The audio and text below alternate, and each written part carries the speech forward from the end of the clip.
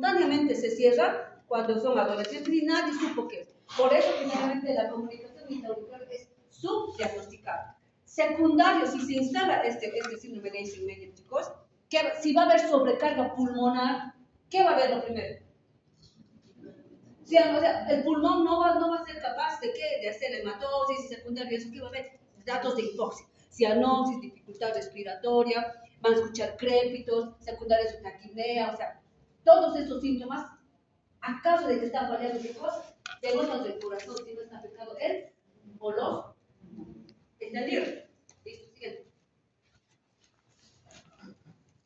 Bueno, dentro del diagnóstico vamos a poder observar en el electrocardiograma la sobrecarga de las cavidades del pecho, más conocida como las orejitas de conejo.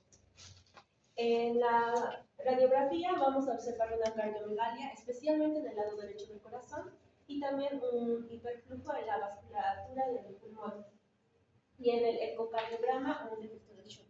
Antes, si se está afectando la parte derecha porque está mandando más sangre a la parte derecha por el cortocircuito, ¿qué va a haber? Una sobrecarga derecha. Entonces puede haber una, ¿qué existe? En el electrocardiograma, un desvío, una. ¿Complejo puede ser? Claro, todos los síntomas van a ser del lado derecho, ¿sí? Y la radiografía va a estar con cardiomegalia a expensas del lado derecho. Ahora, ¿cuál es el gold estándar? Para tú diagnosticar la comunicación intraauricular se hace la ecocardiografía transesofágica Doppler. ¿Qué significa eso? ¿Alguien sabe? Es para poder ver qué está pasando. El Doppler significa que tienen que ver a colorcitos, como es, que se está mezclando la sangre, que sea rojo y azul, ¿sí? Entonces, cuando hay esa mezcla y ustedes ven, bueno, el estudio, así como nombre y apellido, es ecocardiografía transesofágica Doppler. Y eso en todas las cardiopatías es el gol estándar, ¿sí? El diagnóstico. Sigue. Tratamiento. El tratamiento, bueno, se puede realizar un cierre con catéter percutáneo o si no, con diuréticos paliativos. ¿Listo? O sea, ese es cerrar el pinche agujero. Entra con un cateterismo, con el endoscopía, lo cierra y listo, acabó el problema. ¿Sí? Pero en el caso de que haya el síndrome de que esté sobrecargado los pulmones, se usan diuréticos, si ya está afectada la parte hemodinámica, aminas, qué sé yo, ya eso ya para parte de la medicina, ¿sí? Pero, ¿cómo se ve les había dicho, ¿no? ¿Cómo se ve una radiografía de tórax o de pulmones cuando hay sobrecarga de volumen? Se ve de flujo pulmonar aumentado. ¿Cómo sería? ¿Se acuerdan que les dije la anterior clase?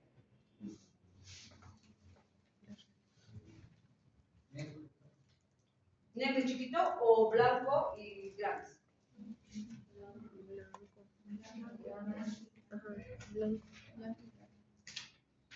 Flujo pulmonar aumentado. Se supone que está pues, más sobrecargado el pulmón, van a ser grandes y radioopacos. Yo les estoy hablando con términos de blancos, para que me entiendan, pero son radioopacos, grandes y radioopacos, ¿sí? En cambio, los de disminuido es chiquititos y negros, porque no hay mucho flujo, o sea, no está llegando bien en los patrones. ¿Alguien tiene la cardiopatía, esta cardiopatía? Claro, ¿no ve? Claro, más que el agua está. Ahora vamos a hablar del mismo defecto, pero ya también que se presenta. Ajá, comunicación interventricular. ¿Alguien quiere resumir la comunicación interauricular o está claro? O hacemos todos los que programando y al final quiere salir a decir. ¿Sí? Víctor, ¿tú vas a hacer? Sí. La comunicación interventricular. Mesosistólico, eyectivo, pulmonares, ¿no? Sí. Ya, la comunicación interventricular es el defecto más común a nivel mundial, ya que aquí vamos a ver los diferentes tipos de defectos, ya sean pequeños, medianos o grandes. Su epidemiología mayormente está en México y en Bolivia. Después de la CIB y de la bueno, a nivel mundial, la CIB es la más común, la cardiopatía más común, ¿sí? Eso también pregunta de examen puede ser, ¿sí? Eso es importante. Entonces, ¿qué es? Ya, entonces frecuentemente en los primeros meses es asintomático esta patología ya que lo normal sería que tenga el tabique infundibular, todo que esté normal, pero como vemos que va a ir de derecha a izquierda por la presión. Al Entonces, revés, ¿qué hemos dicho? De izquierda a De izquierda a derecha, derecha. porque hay mayor presión en el lado izquierdo. Es lo mismo que la CIA, que la presión, como hay una comunicación, pero hay mayor presión aquí, la sangre lo va a desviar al lado derecho. Es lo mismo que el otro, pero de abajo. Listo. Esto porque tiene mayor presión del lado Izquierda. Muy bien. esto. Su fisiopatología ya habíamos explicado. Lo mismo. Lo mismito, chicos. Al lado izquierdo, sobrecarga, llama los pulmones, sobrecarga el volumen. Por eso también se llama cardiopatía asianógena con flujo pulmonar elevado. Entonces, en la clínica vamos a tener un soplo sistólico, pero esto es dependiendo del defecto que tenemos. El defecto en aquí puede ser de pequeño, mediano o grande. En el de pequeño vamos a tener lo que es los ruidos o soplo pansistólico o ruido en foco pulmonar, pero sin clínica porque es pequeño. Imaginemos que tenemos una manguera que cuando es más pequeño va a ser más ruido y cuando es más grande no va a ser tanto ruido, solo el flujo va a seguir nomás. O sea que mientras más fuerte sea el soplo, mejor. Porque el defecto es más chiquito. ¿Se entiende? Y mientras más suave sea el soplo, puede que sea un defecto grande. Pucha, y ahora tal vez es más grande y acompaña de la clínica, entonces realmente le está afectando al paciente. ¿Entendido? ¿Alguien entendió esa parte? A ver, ¿qué ha dicho tú? Me dejó Pito. Lo de los soplos. Bueno, fíjate que el tamaño va a variar. Si es más pequeño, entonces vamos a poder diferenciar los soplos. Ya. Si es más pequeño, va a ser un poco más audible, más fuerte. Excelente. Pero si es más grande, ya sería un poco más tímido. Excelente, es lo contrario, ¿vale? Habíamos dicho, no es soplo pansistólico, pero va a ser en el ruido pulmonar. Ahí se va a escuchar. Ya, pero ¿tienes cuando es los diámetros, o sea, los milímetros? No. ¿Por qué? ¿Quién ha hecho la presentación? Eso es importante. Por ejemplo, los del CIA tampoco está en su presentación, pero generalmente en el CIA 7 milímetros, mayor a eso ya se opera. Y también tiene grado. Tarea para la casa, eso ustedes van a complementar porque pueden probar, todo lo que puede hacer. ¿Entendido, no? Entonces van a completar los diámetros, cuánto es leve, moderado, grado. Sí. Entonces, en el mediano también vamos a tener aquí lo que es el soplo intermedio, o ya que no se escucha mucho, el crecimiento de cavidades del lado izquierdo con insuficiencia cardíaca, y ya se va a ir manifestando lo que es la insuficiencia cardíaca. Y en el soplo grande, que ya es patológico, que ya nos debe de llamar la atención, es el soplo poco audible, o sea que no se escucha mucho, pero es sintomático hasta desde la infancia. Entonces, me habíamos dicho que esto en los primeros meses ya se va a ir manifestando lo que es la insuficiencia cardíaca congestiva.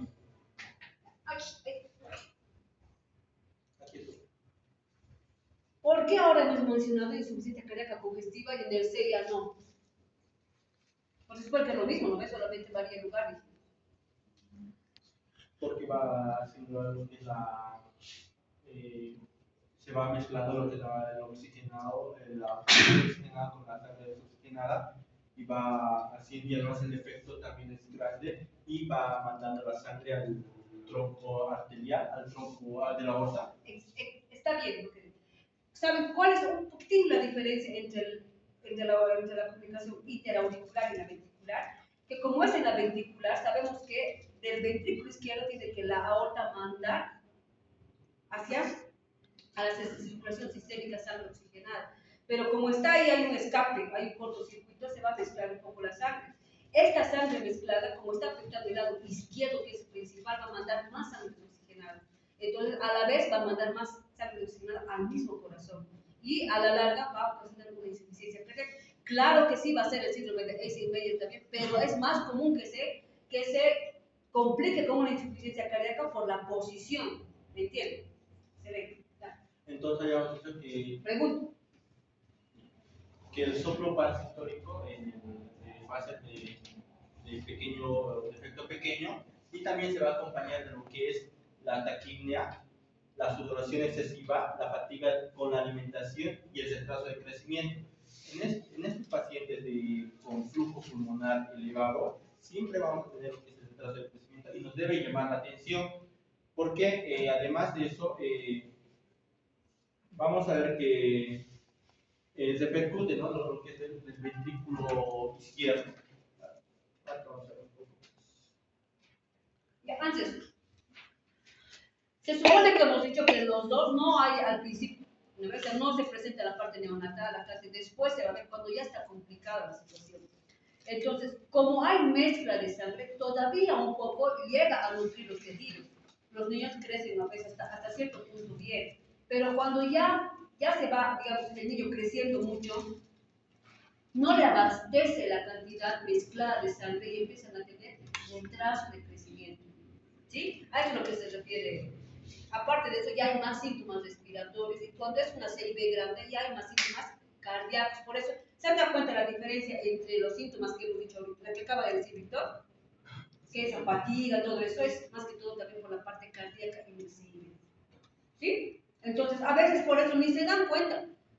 Nacen con soplito o algo normal, ¿no? Recién dan síntomas después del año, a los 2, 3 años, que la uña se queda chiquitito, que no puede comer, que se atora, que come y come y no engorda, y a veces se pone cianótico. Ahí recién las mamás dicen, ay, tal vez no tengo el corazón, justo ahí su sella grande ahí, que no les ha mezclado la sangre, o su CIB.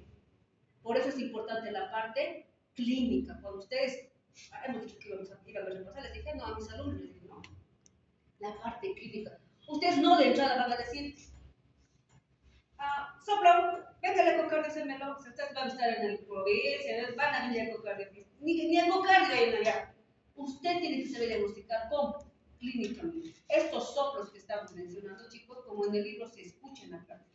Se escucha, ¿ya? Dale. Ya. Entonces, en el diagnóstico vamos a ver lo que es el electrocardiograma. Vamos a ver una desviación en la QRS, desviación a la izquierda con patología de la QRS, y la radiografía de tórax nos va a presentar lo que es la cardiomegalia con pletora pulmonar. En lo que es la ecocardiografía, el gol estándar para esto se hace en lo que es la ecocardiografía o ecocardiograma transtorácica doble, para ver lo que es, había dicho la doctora en color, ¿verdad? Después, el cateterismo cardíaco ya es el tratamiento, está mal, no es diagnóstico, ya es tratamiento. Quizás el cierre percutáneo tiene un éxito del 90 a 95% en pacientes sin síndrome de Eichmann-Menger. Pero si tiene esa patología, no debemos de operar. Cuando ya está instalado esta pinche síndrome de Eisenmenger, que es fregado, chicos, porque ya hay hipertensión pulmonar. Cuando hay hipertensión pulmonar, todos los flujos se alteran, se supone que está intubado el agua, descompensado. ¿Para qué ya van a intentar cerrar si ya está complicado? ¿Me entienden? Antes de eso, hay que diagnosticar y hacer el cierre por catéter disminuido. Tienen 7 patologías, ¿no? Sí. Ya, el tratamiento ya está definido. Cerrado, listo, chao, ya. ¿Ha detenido, no? Ductus, ductus me encanta. ¿Qué vas a poner? ¿Qué quieres poner? Pues irán notando los que están participando ya, porque si no, al final no voy a hacer cosas. Ya. Entonces, conducto arterioso persistente. Entonces, como estaba explicando la doctora, en la vía intrauterina o en la vía fetal, lo que va a suceder es de que va a haber un conducto, el conducto arterioso persistente. Entonces, aquí lo vamos a hacer más.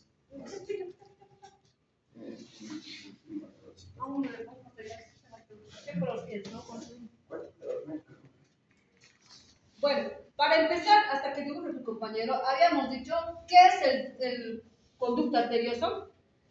Es un pinche tubito que conecta la aorta con el tronco pulmonar, que en la vida intrauterina tiene que estar presente para que se desvíe la sangre de la arteria pulmonar a la aorta, porque no puede ir a los pulmones porque están bloqueados, llenos de líquido. ¿Sí? Entonces, este conductito es sí o sí tiene que estar en la vida intrauterina. Una vez que nace la guagua, expulsa el líquido de los pulmones, llena de aire en los pulmones, tiene que quedarse. Para eso hay tiempo, eso vamos a ver ahora. Pero ese es el conducto, ¿sí? Ya, entonces, como en la anterior clase hemos aprendido, solamente para repasar, todo empieza en la placenta, ¿no? Entonces todo va a llevar, como a través de la vena cava inferior, va a llegar hacia lo que sería la aurícula derecha.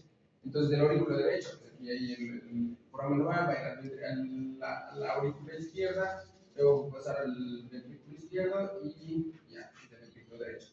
Ahora, a lo que he podido leer en Nelson, dice lo siguiente, dice que un cierto porcentaje se va a quedar aquí en el ventrículo derecho, pero luego de eso, cuando sale por la aorta, va a volver aquí por la vena cava superior y va a quedarse aquí en la aurícula derecha, luego va a pasar al ventrículo derecho y luego va a salir por la arteria pulmonar. Una vez que sale por la arteria pulmonar, sí va a ir un porcentaje, que Nelson dice de un 5 al 10%, dice que va a ir hacia los pulmones.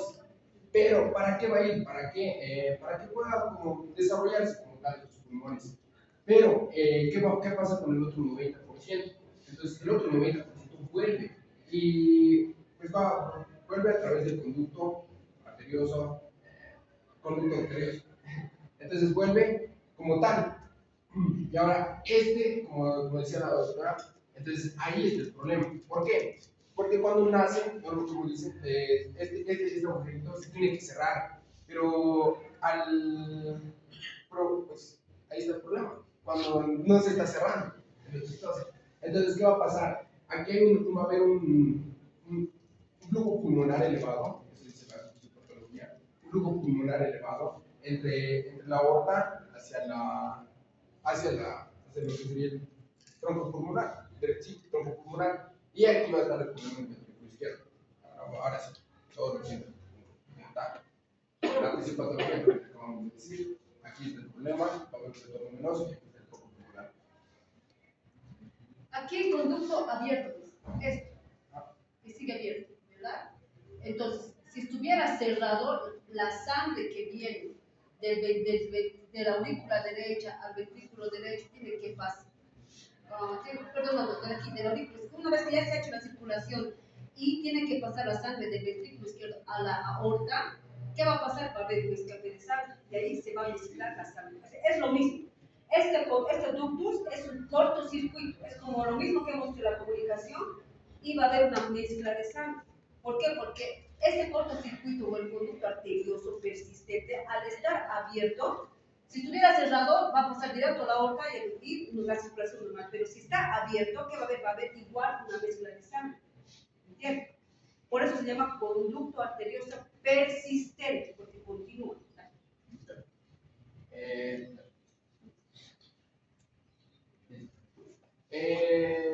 Aquí ha faltado un poquito una clasificación. En esta clasificación se va como tal, va a ser de pequeña, mediana y la última que sería de shunt reverso. Entonces, la pequeña como tal, como su nombre lo dice, es un flujo limitado. Y lo que sería como la mediana va a llegar a ser un flujo significativo. Y en este un shunt reverso ya no va a ser de izquierda a derecha, sino esta vez va a ser de derecha a izquierda. A ver, es lo mismo que nosotros, solamente que a nivel alto, ¿sí? Entonces, la sangre,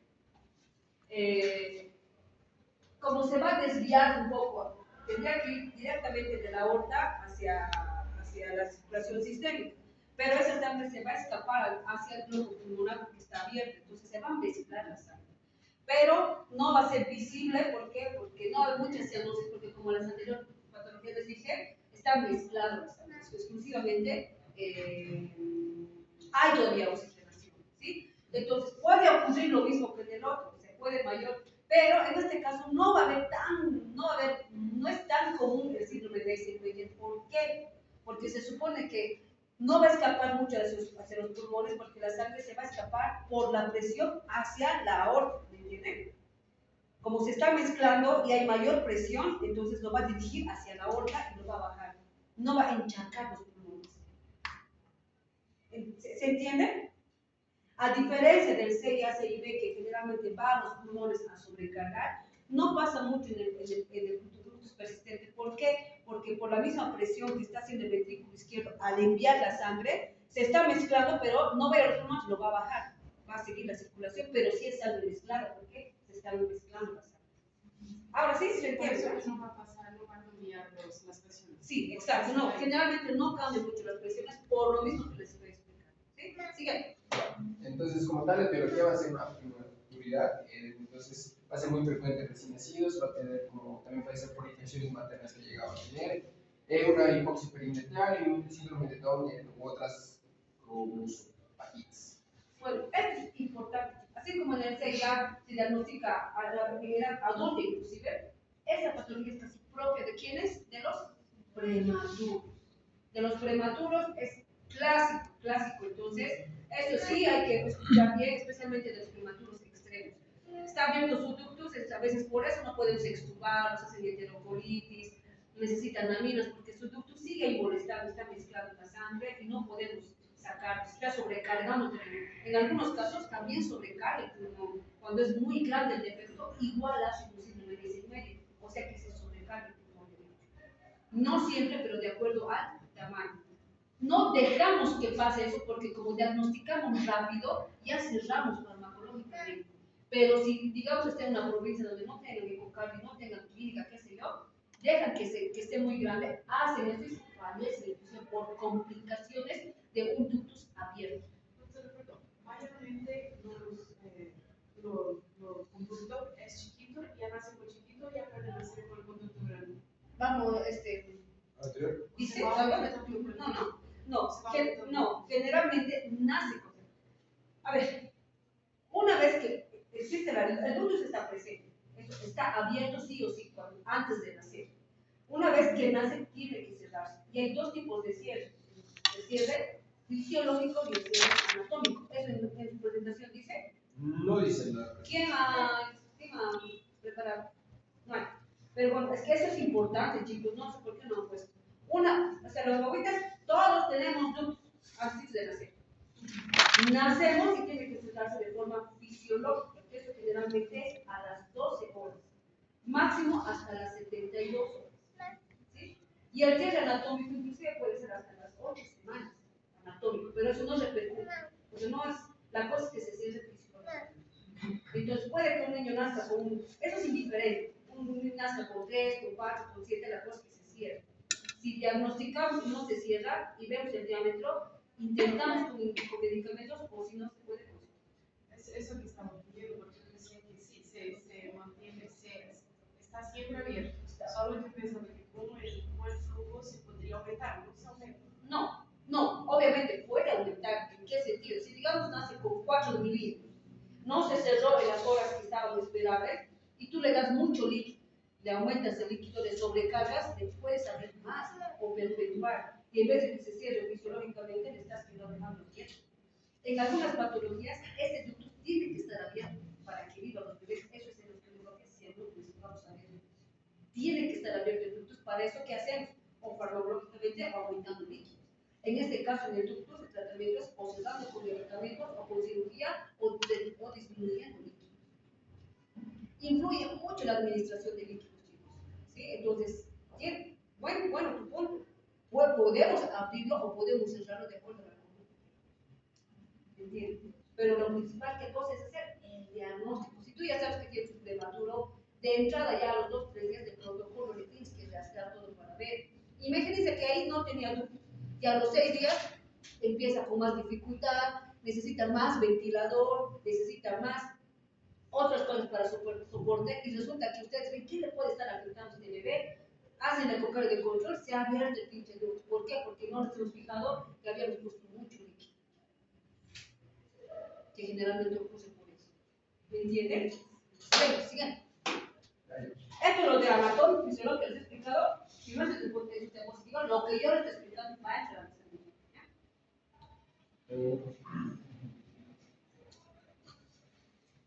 Ya, entonces en el diagnóstico como tal vamos a hacerlo a través del electrocardiograma, en lo cual se puede mostrar qué se va a mostrar, como está viendo como ese retorno. Puede ser que haya una hipertrofia en el ventrículo izquierdo, entonces va a haber una hipertrofia, o también en la radiografía del tórax se puede mostrar que puede haber una cardiomegalia izquierda. Entonces, ¿por qué? Porque, como ha explicado la doctora, prácticamente eso. Entonces, por eso es que podemos ver eso en el electrocardiograma o podemos ver como una cardiomegalia. Luego de eso, luego en el ecocardiograma vamos a poder visualizar este conducto que estamos llegando a tener. Entonces, para ver cuánto es el diámetro es muy importante. Entonces puede ser como tal en su clasificación, como decía, pequeña, mediana o grande. Y la clínica, prácticamente, sería manifestaciones clínicas que en pequeños como no se presentan síntomas observables, sin embargo, como según la apertura va a ser como se va a poder llegar a observar. Por ejemplo, en la pequeña, como solamente va a tener un soplo continuo, en la mediana ya va a tener como una disnea, una fatiga, y en lo que sería como lo más complicado, que va a tener una cianosis periférica. ¿No?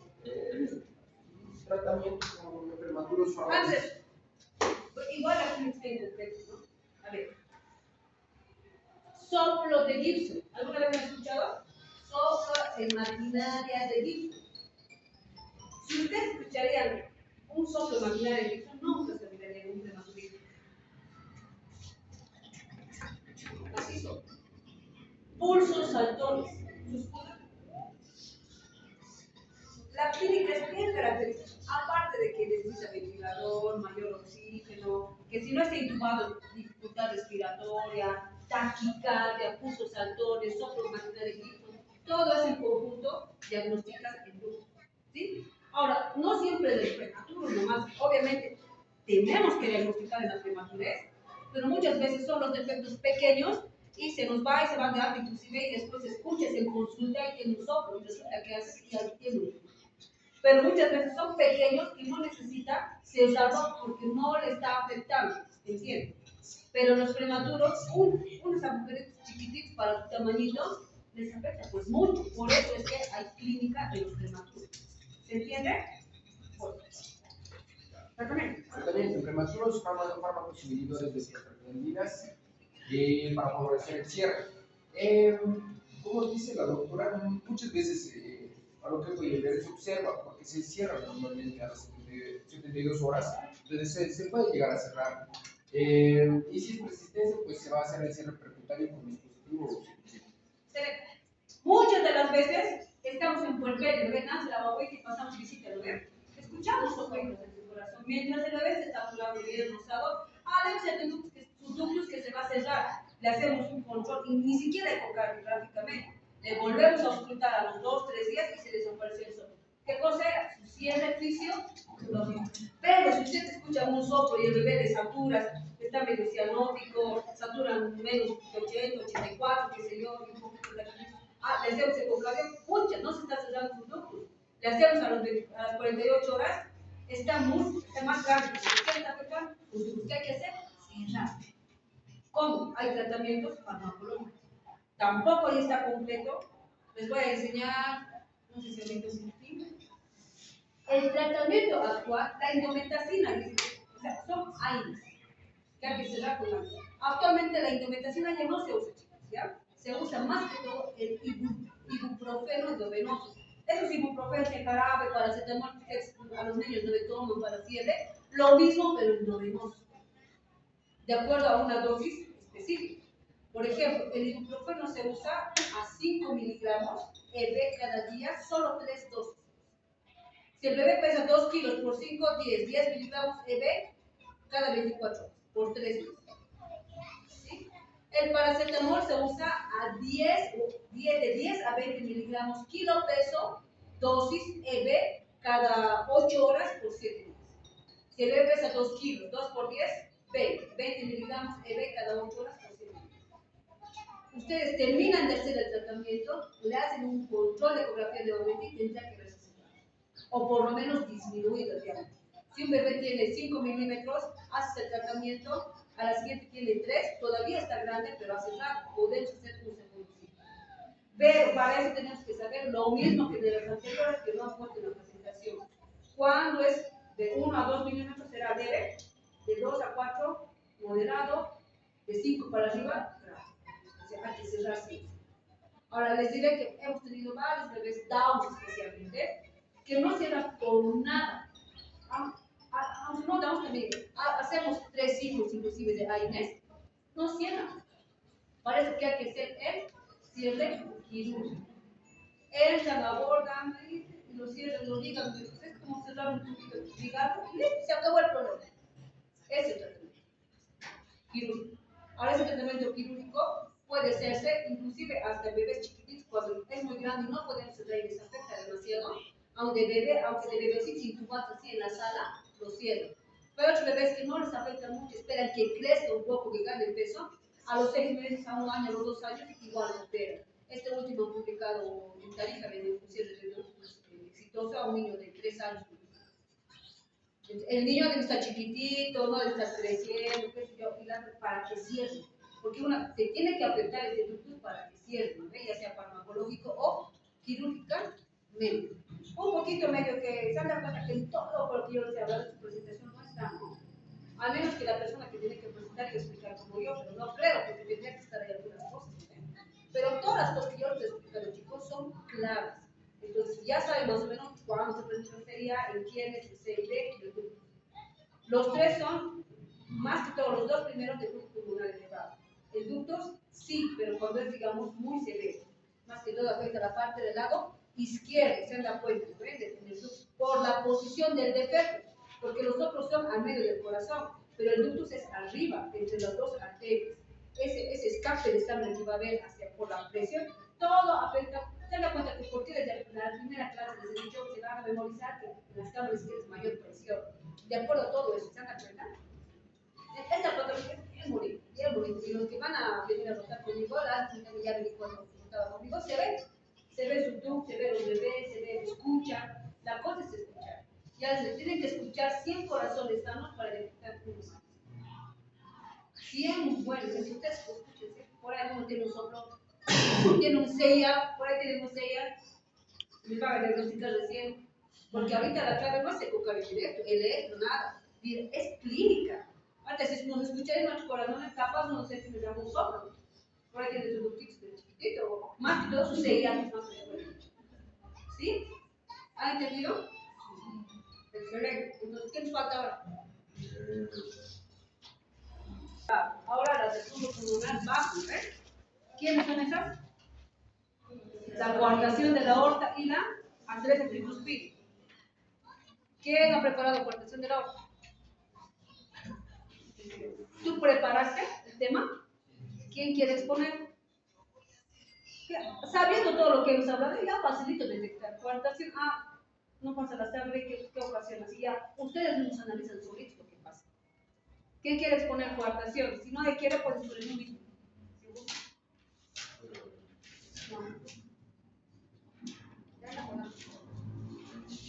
¿Quién va a exponer coartación de la aorta? ¿Nadie? ¿Cuántos tiempos son? Una. Excelente. Sí, he visto. Entonces, nos pondremos en nuestra cabeza. Ahora vamos a ver cardiopatías acianógenas de flujo pulmonar normal o disminuido. Al decir de flujo pulmonar normal o disminuido, los pulmones no van a estar encharcados, no van a estar con sobrecarga, no va a haber todo lo que hemos dicho del síndrome de Eisenmenger, ¿sí? Va a ser otro tipo de defecto. ¿Han entendido? Necesito que me entiendan, que estén conmigo aquí. ¿Están entendiendo, no ven? Ya, listo. No descargas el documento. ¿Ah? No descargas el documento. Ay, no. Atrapelas. Lo que estás dibujando. Usted me tiene miedo,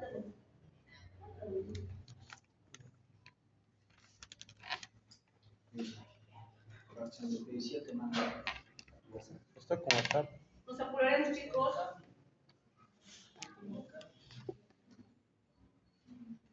¿Hasta qué nuestra clase?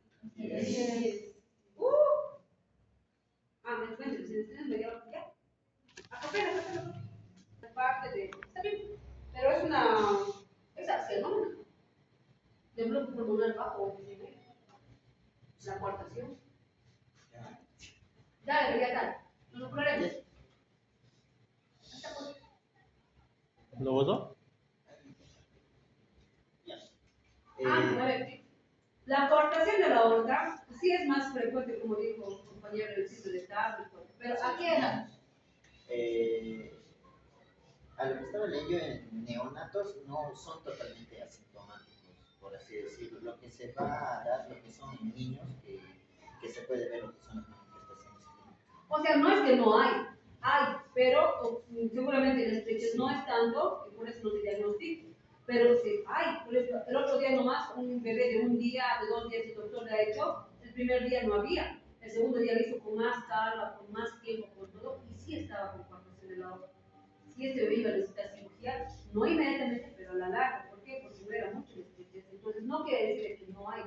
Hay, se diagnostica, solo que muchas veces son desapercibidos. ¿Cuántas guaguas nacen en la periferia que no les hacen ecocar? Entonces muchos de ellos ni siquiera los diagnosticamos, ¿no? Eso le quería preguntar más antes. Es que el anterior estaba en emergencia y una niña vino por otras cosas, ¿no? Pero me dijo la mamá que tenía soplo, que la habían dicho que regresa a los 3 años. Pero a lo que le he preguntado no presentaba ningún síntoma, entonces presentaría las complicaciones. Mira, es que, ¿sabes? No es solo decir tienes soplo y punto. Estamos aprendiendo que los soplos en cada foco puede como que orientarte a qué patología es. Y de acuerdo también a la edad. Si tu niña tenía 3 años, tranquilamente puede ser un CIA o CIB. Cualquiera de los dos. ¿No? Dijo que le habían diagnosticado a su 1 mes y unas cuantas semanas, pero le dijeron que vuelva a los 3 años. ¿Pero no, qué le diagnosticaron? Soplo, nada más eso. Bueno, no, mandar que sea un CIA o CIB que no sea muy grande, no lo esté repercutiendo. Pero que sí hay que controlar para ver si no hacen esas complicaciones que les digo. Doctora, seguramente le dijo que vuelva a los 3 años para la operación quirúrgica que es recomendable de los 3 a 6 años. Sí, claro, sí, previa evaluación, digamos, para ver si está. Nos estamos desviando, nos apuraremos, chicos, tenemos que hacer los Bueno, ya había explicado lo que es fisiopatología. Como les dije, mayormente en niños no se ve mucho, en los lactantes no se ve mucho, en niños sí se ve, porque estos pueden presentar lo que es la disnea también. Las consecuencias, esto quería hablar. Hay como aumento de hipertensión, lo que son en los miembros superiores, pero una hipoperfusión, lo que son en los Ya, pero antes de eso, papito, y todo bien, pero necesito saber dónde se localiza y cuál es más grave, cuál es, porque de acuerdo a la posición del ductus, hay 3 posiciones, ¿no? Preductal, postductal, distaductal, ¿no tienes eso? ¿Está ahí? ¿Cuál?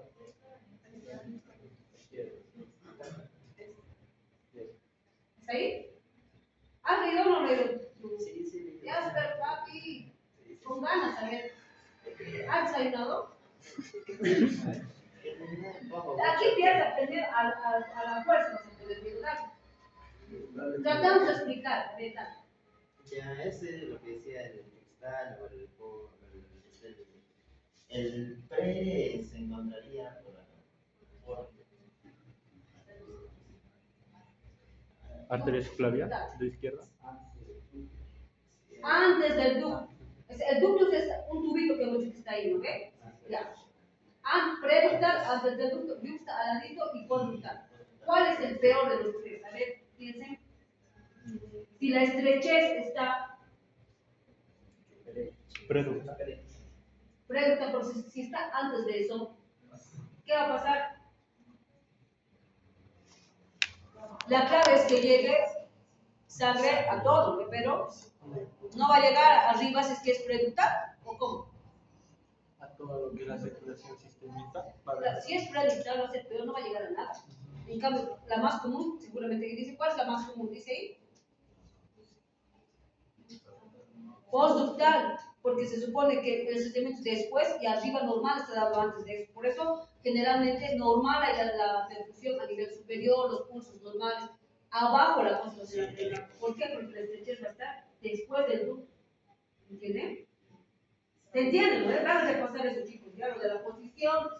Bueno, estamos diciendo la clínica. Por esta razón que les estoy explicando, generalmente los pulsos, todo se ve disminuidos en la parte inferior. De ahí viene toda la clínica de la contracción, que generalmente se da en los lactantes, en los adolescentes, ¿verdad? Sí, como dijo, hay una hipoperfusión que son miembros inferiores y en miembros superiores hay una. Y ahí incluso las diferencias son de 20 milímetros entre inferiores y superiores. 20 milímetros de mercurio, De mercurio. ¿ve? Entonces tiene que ser 20 o más de 20 para decir, eso es el diagnóstico. Si ustedes miden la presión arterial de interferencia, quiere decir que realmente está llegando lento o casi nada abajo. ¿Se entiende? Ya, claro. Bueno, lo que es en el diagnóstico tenemos lo que son la radiografía, lo que tenemos en la radiografía, lo que se ve es, completamente se puede visualizar lo que es la coartación aórtica, o sea, nomás que visualizar lo que tenemos en resonancia magnética o eso, es para poder ver tipo en 3D, entonces se ve mucho mejor la imagen. Lo que es en el cateterismo cardíaco es ya también lo que es útil, lo que es ya para tratar lo que es este flujo, porque se puede llegar a tener un flujo colateral, me olvidé decir. Entonces, acá puse bueno, en estas imágenes se podía ver lo que es el prequirúrgico y el postquirúrgico, que acá se puede ver lo que son la famosa imagen de las tres, donde se puede ver lo que es la coartación, que este es el prequirúrgico y acá ya sería, ya literal está después del postquirúrgico. No se puede ver. Donde pueden observar lo que es, como dice, en el 1 está lo que es el arco transverso, el 2 es lo que es la subclavia izquierda, lo que puede ver en la otra imagen, y el 3 lo que es la aorta descendente, y el 4 que está por este lado, lo que es el ductus arterioso. Entonces en el postquirúrgico ya se puede observar lo que es el ductus arterioso ha sido ligado y o sea, ya está seccionado ya. En este circulito azul. ¿Qué más podría decir? Ya. Tratamiento. Entra la cirugía, resecciona la parte estrecha y lo une nuevamente, haciendo una anastomosis del vaso y se acabó el problema. Fácil es decir, pero difícil es hacer. Pocos cirujanos hacen, se complica. Ya hemos tenido un bebé que supuestamente han operado y han operado mal, han hecho una sutura al otro lado, o sea, todo una macana. Lamentablemente en Bolivia, en Cochabamba, en algunos países de Latinoamérica, no estamos tan avanzados en esta parte de la cirugía, ¿verdad? Entonces, muchas de las veces no es fácil por eso decir chicos, pero a veces por complicaciones de la primera cirugía, incluso se tiene que empezar a otra cirugía más, ¿sí? Entonces, la clave de la contención de la aorta es la clínica que ustedes tienen que saber. Por eso es importante palpar los pulsos. Obviamente que están, claudican. Generalmente, no sé si eso en su presentación lo has puesto. Hay niños que están caminando y de repente se caen nomás por la debilidad de los niños y resulta que es una coartación. Pueden pensar en todo, neurológico, lo que sea, pero resulta que es una coartación que no se ha diagnosticado aún inicio. Y dijiste clínica, ¿cómo se diagnostica a la ocultación? Como dije, hay hipertensión. Pero, ¿qué escucha del corazón? No, hemos dicho que vamos a hacer de acuerdo a la lista que les he dado, ¿eh? ¿Sí? Sí. ¿Qué te llamas? García. Más. Y en novenas está la tetralogía de Fallot, ¿verdad? En la tetralogía de Fallot, uno de los componentes es la estenosis pulmonar. Puede haber como parte de la tetralogía de Fallot o separado, como depende del lugar donde está la estenosis. Podemos llevar esto una medida rápida. ¿Qué va a dar? Rápidamente.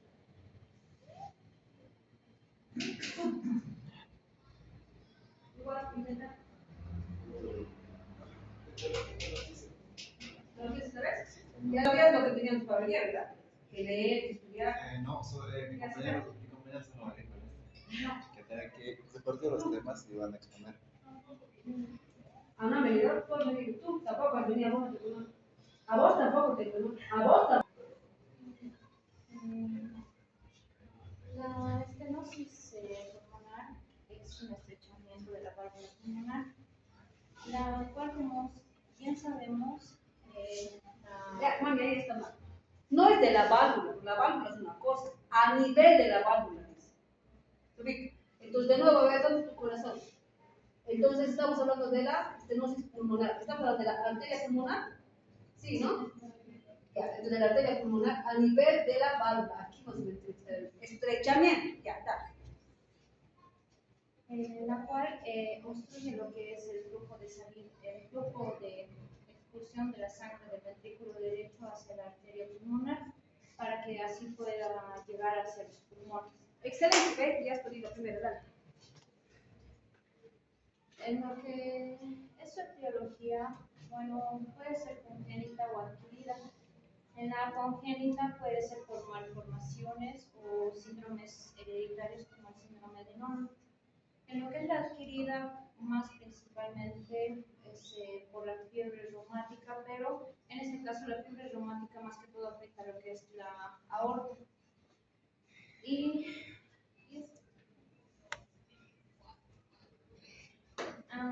En cuanto a lo que es su fisiopatología, como había mencionado, la sangre que se encuentra en lo que es la aurícula derecha va a ser expulsada hacia el ventrículo derecho, pero como hay la estenosis, esta sangre va a tener como que una mayor fuerza para, o sea, hay una resistencia que hay hacia el flujo de sangre para la expulsión hacia la pulmones. ¿Y a consecuencia de qué va a afectar? ¿La misma cámara?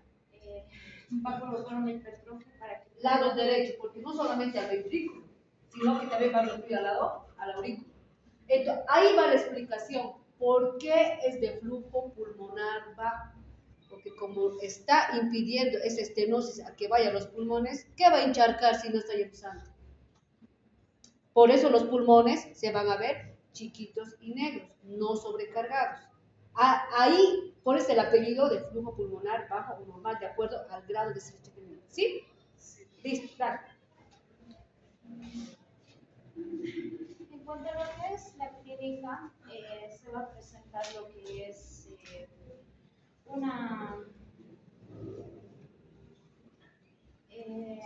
bueno, según lo que fui investigando, la cianosis se va a presentar más asociada a una comunicación interventricular o auriculoventricular.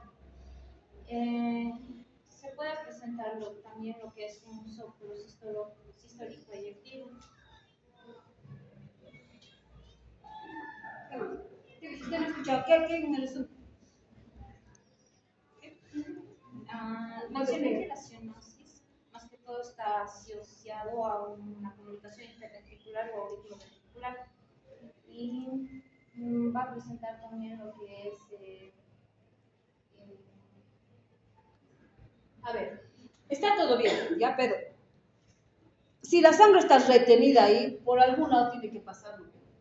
O sea, no va a estar ahí retenida. Tiene que escapar por algún lado para que circule. En este caso, ¿qué tendría que estar abierto? El foramen oval. Entonces, y se va a mezclar, por eso también cianófilos, porque mediante el foramen oval se va a mezclar con la sangre oxigenada y por eso no va a haber tanta cianosis. Pero si el estrechamiento es mucho, como para que rebase, ya hay otros síntomas. La cianosis y todo lo que han dicho, todo lo que mencionaron. ¿Sí? ¿Sí? Siguiente. ¿Cuánto es pulmonar? ¿Elevado? Sí. ¿La tetralogía cuál es? ¿Qué más viene? Tetralogía 2 y 3. Sí, ¿verdad? ¿Y los otros? Los elevados son tronco nervioso y los ¿Qué hora es? No les digamos a entonces, si vamos a empezar con tetralogía, nos vamos a emocionar aquí. 10 y 3. ¿Hasta qué hora clase? 10. 20 no se alcanza. A ver, llevarás a 13 estenosis aórtica más. ¿Cuándo vamos a acabar nosotros? Bueno, ¿qué os puedo decir? Me gustaría tener más clases. Por lo menos alguna clase más acabar las cenóticas y la otra clase la insuficiencia cardíaca y las endocarditis. Pero está así programado todo. A menos de que no, ni siquiera te des misceláneas. 2 clases por módulo. A ver, de neurología, ¿qué voy a llevar en 2 clases? Por eso es mucho. Haremos una cosa. La siguiente clase trataremos de hacer las cianóticas, las más importantes, las 2 primeras o una por lo menos. hacemos la insuficiencia cardíaca. Si alcanzamos la endocarditis, algo más hacemos. Vamos a tener resumido Entonces, hacemos que la próxima clase. todo lo programado, háganlo. ¿Ya? Y en ese momento yo voy a decidir cuál vamos a hacer, cuál sí, cuál no. Por ejemplo, este no es como una casa, vamos a hacer tecnología, pero la tecnología es un poquito más larga. Para que no estén en la luna y no me estén así mirando como qué cosa es esto y yo me esté esforzando en que me entiendan, por favor lean, chicos. Ya tienen sus diapositivas. Para el día miércoles, manden hoy día. Si los que han podido mandar para hoy día en 2 o 3 días, ustedes mismos esfuércense para hoy día o mañana máximo que esté todo para que de ahí mismo lean. ¿Sí? Miércoles nos vemos con todo lo que podamos avanzar.